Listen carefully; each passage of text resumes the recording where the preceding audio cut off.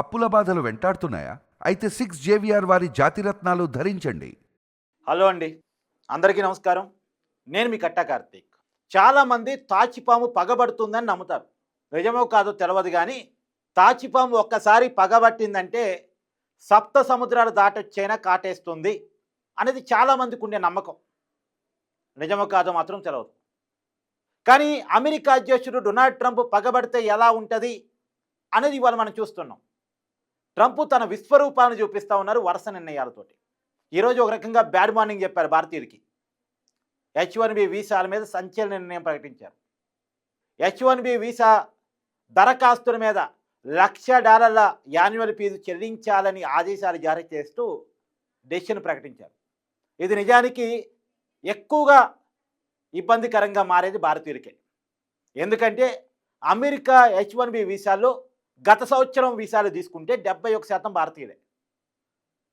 100 వీసాల్లో 71 H1B వీసాలు భారతీయులవే. ఇప్పుడు భారతీయుల మీదే ఈ ప్రభావం ఎక్కువగా పడేటువంటి అవకాశం ఉంది. అమెరికన్ కంపెనీకి కూడా ట్రంప్ చెప్పాడు, ఇది అక్కడ టెక్ కంపెనీలకు మంచి రోజు, మీరు ఉద్యోగాలు అమెరికన్స్కి ఎక్కువ ఉండి బయట దేశాల నుంచి వచ్చే వాళ్ళకి ఎక్కువ ఇవ్వకండి అనేటువంటి ఒక హితబోధ చేసేటువంటి ప్రయత్నం చేశాడు.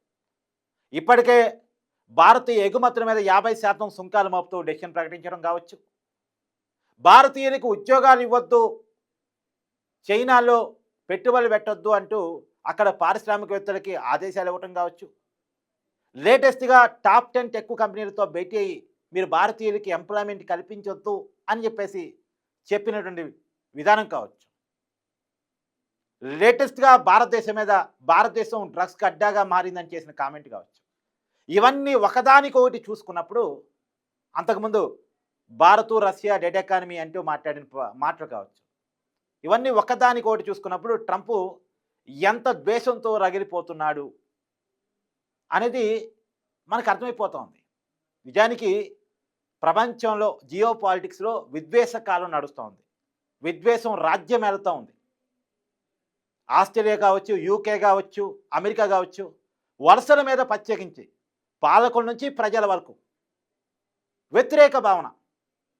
బయట వాళ్ళు వెళ్ళిపోవాలి, ఆస్ట్రేలియా వాళ్ళు ఇండియన్స్ వెళ్ళిపోవాలని వాళ్ళ నినాదం, ఇండియన్స్ని వెళ్ళగొట్టేలా ట్రంప్ నిర్ణయాలు, వలసలు వెళ్ళిపోవాలంటూ యూకే పోరాటం. అంటే యూకే పోరాటం సపరేట్ నిజానికి, కానీ ఎంత సపరేట్ అయినా మొత్తానికి వలసల మీద మాత్రం చర్చ. ఇప్పుడు దీనివల్ల చాలామంది ఇక్కడి నుంచి ఉద్యోగాలు తెచ్చుకుని అమెరికాకి వెళ్ళాలనుకునే వాళ్ళకి, H1B వీసాల మీద వెళ్ళాలనుకునే వాళ్ళకి చాలా ఇబ్బందికరంగా మారే అవకాశం ఉంది. నిజానికి H1B వీసాల మీద డెసిషన్ తీసుకునే అధికారం ట్రంప్కి ఉండదు, అంటే అమెరికా అధ్యక్షుడికి ఉండదు. అమెరికన్ చట్టాల ప్రకారం అమెరికన్ కాంగ్రెస్కి, అంటే అమెరికన్ పార్లమెంట్కి మాత్రమే ఉంటుంది, అధికారం ఉంటుంది. కానీ ట్రంప్ ఇప్పుడు తీసుకున్న నిర్ణయం ఏంటంటే చాలా జాగ్రత్తగా తీసుకున్నాడు. రేపు కోర్టుకు పోయినా అమెరికా అధ్యక్షుడే గెలిచేలా తీసుకున్నాడు. ఇప్పుడు ట్రంప్ ఏంటంటే అమెరికా చదువుకోవటానికి వెళ్ళి అక్కడే ఉద్యోగాలు పొందినటువంటి మన విద్యార్థులకి ఈ నిర్ణయం ప్రభావితం చూపించదు. అలాగే వేరే వీసాల మీద ఉండి H1B ట్రాన్స్ఫర్ పెట్టుకున్న వాళ్ళకి అక్కడే ఉండి వాళ్ళకు కూడా ఈ నిర్ణయం ప్రభావం చూపించదు. ఎవరైతే బయట దేశాల నుంచి డైరెక్ట్గా H1B మీద రిక్రూట్ అయ్యి వెళ్తూ ఉంటారో వాళ్ళ మీద మాత్రమే ఈ ప్రభావం చూపుతూ ఉంటుంది. అంటే బోర్డర్ మీద అమెరికా అధ్యక్షుడికి పూర్తి అధికారాలు ఉంటాయి. ఎవరిని దేశంలోకి అలౌ చేయాలి, ఎవరిని దేశంలోకి అలౌ చేయొద్దు, దేశంలోకి అలౌ చేసే వాళ్ళకి ఎలాంటి ఆంక్షలు పెట్టాలి, ఎలాంటి అవకాశాలు కల్పించాలి అనేది పూర్తిగా అమెరికా అధ్యక్షుడికి హక్కులు ఉంటాయి. కాబట్టి డైరెక్ట్ రిక్రూట్మెంట్, భారతదేశం వాళ్ళని డైరెక్ట్గా రిక్రూట్ చేసుకొని H1B వీసాల మీద తెచ్చుకున్నటువంటి అమెరికన్ కంపెనీల మీద ఆదేశాలు జారీ చేసే అవకాశం ట్రంప్కు ఉంది. అంటే బోర్డర్ నుంచి అలౌ చేయటం కదా, వీసాలు ఇవ్వటం కదా. కాబట్టి ట్రంప్ ఈ నిర్ణయం తీసుకున్నాడు, తనకున్న అధికారాల మేరకు ఈ నిర్ణయం తీసుకున్నాడు. రేపు ఎవరైనా కోర్టుకి వెళ్ళినా అమెరికా అధ్యక్షుడే గెలిచేలా, ఇది రక్షణ కోసం తీసుకున్నాను, దేశ రక్షణ కోసం ఈ నిర్ణయం అవసరం అని చెప్పేసి చెప్పుకుంటాడు ట్రంప్. మరి దేశ రక్షణకి దీనికి సంబంధం ఏంటి తెలీదు, కానీ అది ట్రంప్కు ఉన్నటువంటి విశేష అధికారం, అమెరికా అధ్యక్ష హోదాలో ఉండే విశేష అధికారాన్ని వాడుకొని ఈ నిర్ణయాన్ని తీసుకున్నారు. అక్కడే చదువు కోసం వెళ్ళి అక్కడే ఉద్యోగాలు సంపాదించుకునే వాళ్ళు ఇది కొంత వెసులుబాటే. లేదు అక్కడ వేరే వీసాల మీద వెళ్ళి H1B వీసాలు ట్రాన్స్ఫర్ చేసుకునే వాళ్ళకి కూడా వెసులుబాటే. కానీ ఇక్కడ నుంచి H1B వీసాల మీద వెళ్ళే వాళ్ళకి మాత్రం చాలా ఇబ్బందికరం. H1B వీసాలు మామూలుగా లాటరీ పద్ధతిలో తీస్తూ ఉంటారు. ఇప్పటికీ $4,000 పైగా అక్కడ కంపెనీలు దరఖాస్తుదారు మీద పే చేస్తూనే ఉన్నాయి. ఇప్పుడు అదనంగా $1,00,000 $1,00,000 అంటే మన డబ్బుల్లో 83,00,000. $1,00,000 అంటే మన మన డబ్బులు 83,00,000 ప్రతి దరఖాస్తు మీద యాన్యువల్ ఫీగా ఎంప్లాయర్ పే చేయాలి. ఎంప్లాయర్ ఎందుకు పే చేస్తాడు? మరి ఎంప్లాయీ మీద పడిపోయింది ఆ బర్డెన్. లేదు సంఖ్యను తగ్గించుకుంటాడు. అంటే ఇక్కడ ఉన్న రిక్రూట్ చేసుకోవడం అన్నా తగ్గించేస్తాడు. ఇక్కడ ఉన్న రిక్రూట్ చేసుకోవడం తగ్గిస్తే, H1B వీసాలను తగ్గిస్తే మన వాళ్ళ మీద చాలా ఇంపాక్ట్ పడుతూ ఉంది. ఇక్కడ నుంచి ఎవరైతే బయట దేశాలకు పోయి ఉద్యోగాలు చేసుకుందాం, ఫైనాన్షియల్గా స్థిరపడదాం అనే ఆశతో ఉంటారో వాళ్ళందరి మీద ప్రభావం పడే అవకాశం ఉంటుంది.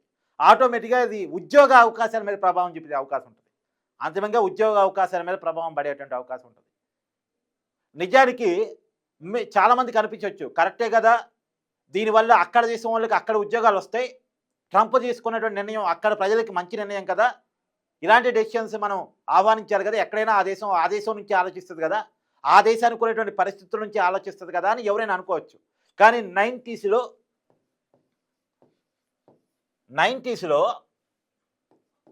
ప్రపంచీకరణ, ప్రైవేటీకరణ, సరళీకరణ, లిబరలైజేషన్, గ్లోబలైజేషన్, ప్రైవేటైజేషన్ అనేటువంటి పాలసీని తీసుకొచ్చి, ఎల్పిజి అంటారు, ఈ పాలసీని తీసుకొచ్చి ప్రత్యేకించి గ్లోబలైజేషన్ ద్వారా అంటే ప్రపంచీకరణ ద్వారా ప్రపంచాన్ని చిన్న కుగ్రామంగా మారుద్దాం, దేశాల మధ్య బోర్డర్స్ చెరిపేద్దాం, ఎవరు ఎక్కడ అవకాశం ఉంటే అక్కడ వ్యాపారం చేసుకోవాలి, ఎక్కడ ఎవరికి అవకాశం ఉంటే అక్కడ ఉద్యోగం చేసుకోవాలి, ఈ దేశాలు ఏంటి, ఈ బోర్డర్స్ ఏంటి, మన మధ్య ఈ రూల్స్ ఏంటి, నో రూల్స్ అన్నీ ఎత్తేయండి, సరళించండి, లిబరలైజ్ చేయండి, వ్యవస్థను మొత్తం ప్రైవేటైజ్ చేయండి, మొత్తం గ్లోబలైజ్ చేయండి, ఎక్కడ అవకాశాలు ఉంటే అక్కడికి ఎగిరిపోయేలా ఉండాలి అని చెప్పేసి ఒక పాలసీని ప్రపంచం మీద రుద్ది భారతదేశంలో ఉన్నటువంటి మానవ వనరులకి డాలర్ని ఆశగా చూపించి, డాలర్కి రూపాయికి ఉన్న వ్యత్యాసాన్ని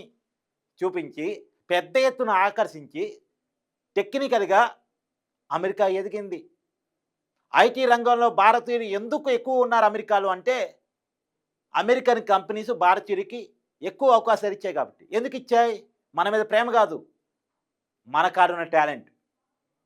నేను మళ్ళీ చెప్తున్నా, గత వీడియోలో కూడా చెప్పాను, ఒక అమెరికన్ బేస్ కంపెనీ దగ్గరికి ఒక ఆంగ్లేయుడు, ఒక శ్వేత జాతీయుడు, వాళ్ళ భాషలో చెప్పాలంటే ఒక తెల్ల జాతీయుడు ఇంటర్వ్యూకి వెళ్ళి, అదే ఇంటర్వ్యూకి మన నల్ల జాతీయుడు, వాళ్ళ భాషలో చెప్తున్నాను, నల్ల జాతీయుడు మన ఇండియన్ కనుక ఇంటర్వ్యూకి వెళ్తే వాళ్ళ ప్రయారిటీ వాళ్ళ జాతీయుడికి, వాళ్ళ దేశస్తుడికే ఉంటుంది. కానీ ఆ ప్రయారిటీని కూడా పక్కన పెట్టి మనకి ఎంప్లాయ్మెంట్ ఇచ్చారు అంటే మన వల్ల వాళ్ళకి చాలా ఆదాయం వస్తుంది, మన వల్ల వాళ్ళకి చాలా లాభం ఉంటుంది, మన దగ్గర హెవీ టాలెంట్ ఉంది అని వాళ్ళు గుర్తించినట్టు లెక్క. మన దగ్గర ఉన్న టాలెంట్ని చూస్తే మనకు ఉద్యోగాలు ఇచ్చారు, మన మీద ప్రేమతో కాదు. కానీ అప్పుడేమో అవసరం కాబట్టి ఇచ్చారు, అప్పుడు సాంకేతికతలో అమెరికా అభివృద్ధి చెందాలి కాబట్టి, టెక్నికల్ యుగం స్టార్ట్ అయింది కాబట్టి, అప్పుడు టెక్నికల్కి తగ్గట్టు అమెరికన్ పౌరులు లేరు కాబట్టి, వాళ్ళ ఎడ్యుకేషన్ స్టాండర్డ్స్ లేవు కాబట్టి మనకు అవకాశాలు ఇచ్చారు. ఇలా ఒక్కసారిగా వాళ్ళ దేశంలో రగులుతున్న పేదరిక, నిరుద్యోగ, అసమానతలకు వ్యతిరేకంగా జరుగుతున్నటువంటి పోరాటాన్ని తగ్గించుకోవడం కోసం, వాళ్ళ మీద వస్తున్న వ్యతిరేకతను తగ్గించుకోవడం కోసం ఈ రకమైనటువంటి డెసిషన్ ప్రకటిస్తూ ఉన్నారు. మన మీద ఇంపాక్ట్ చూపించారని డెసిషన్ తీసుకుంటూ ఉన్నారు. ఇప్పుడు ఏం లేదు, ట్రంప్ అనుకునేదల్లా ఒకటే, అమెరికన్ వ్యవసాయ ఉత్పత్తులని భారతదేశంలో అమ్మాలి. అది సాధ్యం కావట్లే, భారతదేశం ఒప్పుకోవట్లే. కానీ భారతదేశాన్ని లొంగ తీసుకోవాలి. అమెరికా ఏం చెప్తే అది వినేటట్టు భారతదేశాన్ని లొంగ తీసుకోవాలి. ఆ పాక్ యుద్ధాన్ని నేనే ఆపానని ట్రంప్ చెప్పుకుంటే మనం కాదు అని చెప్పాం. నిజానికి ట్రంప్కి నోబెల్ బహుమతి మీద పిచ్చి ఉంది, కావాలి అది, ట్రంప్కి అది కావాలి. కానీ మనం ఏం చెప్పాం, యుద్ధాన్ని నువ్వు ఆపలేదని చెప్పాం. అది ట్రంప్కి నచ్చలేదు. పాక్ యుద్ధాన్ని నేనే ఆపాను, రష్యా ఉక్రెయిన్ యుద్ధాన్ని నేనే ఆపాను, ఇరాన్ ఇజ్రాయిల్ యుద్ధాన్ని నేనే ఆపాను అని ట్రంప్ చెప్పుకోదలుచుకున్నాడు. ఎందుకు? నోబెల్ శాంతి బహుమతి కోసం. కానీ మనం ఒప్పుకోలే, పాక్ యుద్ధం విషయంలో ఒప్పుకోలే. ఆ ఒప్పుకోకపోవటం అనేటువంటిది ట్రంప్కి నచ్చలేదు, ఒకటి. రెండోది, అమెరికన్ వ్యవసాయ ఉత్పత్తులను భారతదేశంలోకి పెద్ద ఎత్తున ఇంపోర్ట్ చేసి ఇక్కడ సేల్ చేయాలని చూస్తే దానికి కూడా మనం ఒప్పుకోలేదు. ఎందుకంటే అక్కడ వ్యవసాయ ఉత్పత్తులు కనుక మన దేశంలోకి వస్తే, మన దేశంలో అవి చౌకగా దొరుకుతాయి, అవి మన వ్యవసాయ ఉత్పత్తులను డ్యామేజ్ చేసి పడేస్తే మన రైతులు ఇబ్బంది పడతారు. మనది వ్యవసాయ ఆధారిత దేశం, అక్కడ ఉత్పత్తులు, అక్కడ పాలు, అక్కడ వస్తువులు కనుక మన దగ్గరికి వచ్చి అమ్మకం స్టార్ట్ చేస్తే మన వ్యవసాయ ఉత్పత్తులకు డిమాండ్ తగ్గిద్ది, అంతిమంగా మన రైతులు ఇబ్బంది పడతారు. కాబట్టి మనం ఆ పని చేయాలని అనుకోలేదు. అదే మనం లొంగట్లేదు అనే కాడే ట్రంప్ రగిలిపోతూ ఉన్నాడు. అందుకనే మన మీదే ఇంపాక్ట్ పడిద్దని ట్రంప్కి బాగా తెలుసు. H1B వీసాల్లో 71% మనమే ఉన్నాం గత సంవత్సరం అనే విషయం ట్రంప్కి బాగా తెలుసు. మన మీద ఇంపాక్ట్ పడిద్దని ట్రంప్ ఈ నిర్ణయం తీసుకున్నట్టు తెలుస్తూ ఉంది. ఈ నిర్ణయమైన మీ అభిప్రాయాన్ని కూడా కామెంట్ రూపంలో తెలియజేయండి. Thank you.